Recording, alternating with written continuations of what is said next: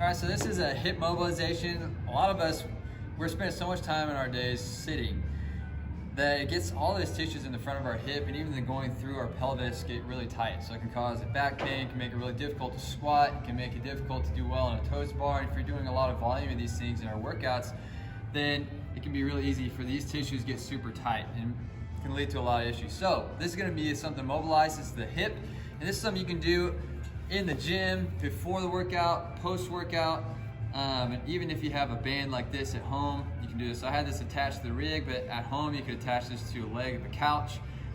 You could even attach it to your bed if you have legs on your bed that you could get it attached to. So what I'm gonna do here is I'm going to step into this band. I'm gonna get it up as close to the hip as I can, all the way up to the top of my leg. I'm gonna take a big step back.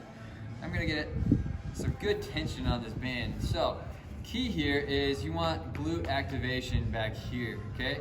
You wanna be pushing those hips forward and keep from letting yourself get pulled into this extension here. I wanna keep my chest down in line with my pelvis, pushing those hips forward by flexing this glute.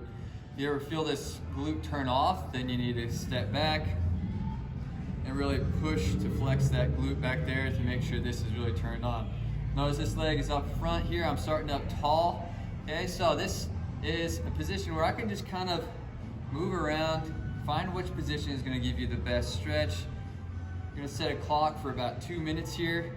You're going to work on this for 2 minutes. This is a kind of a progression here where I'm continually working in this position. Okay, as you're working through this, you're going to be feeling a little bit less of a stretch as you go here. So that's when whenever you feel like there's less of a stretch, you're starting to feel a noticeable change, starting to loosen up a little bit, then you can kind of progress into the next part of the progression, which is bending at the hip, not at the chest where my back begins to bend. I want to keep my back straight by bending at the hip. So I'm going to lean forward into this. If you need to brace your knee with a yoga mat or a pad or anything, you can. But I'm going to keep flexing that glute, pushing into this position, okay? And you can kind of noodle around with this here. You can change the position, the way you're facing. You can rock your hips here, but keep squeezing that glute to push your hips down into this. And it's really gonna help you loosen up that hip.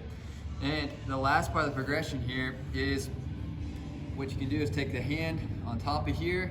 You're gonna push down, which is gonna get a little bit more of an added resistance from that band, pulling your hips down, helping you as you're squeezing that. And I'm really feeling a stretch in the front of my hip here. This is really gonna help loosen myself up. Post-workout, pre-workout, any random time that you're in here at home, you can work on this stretch. It's gonna help lengthen those tissues in the front of your hip. It's gonna help you keep a better position for your back, for your pelvis, to have better hip health for everything we're doing in here.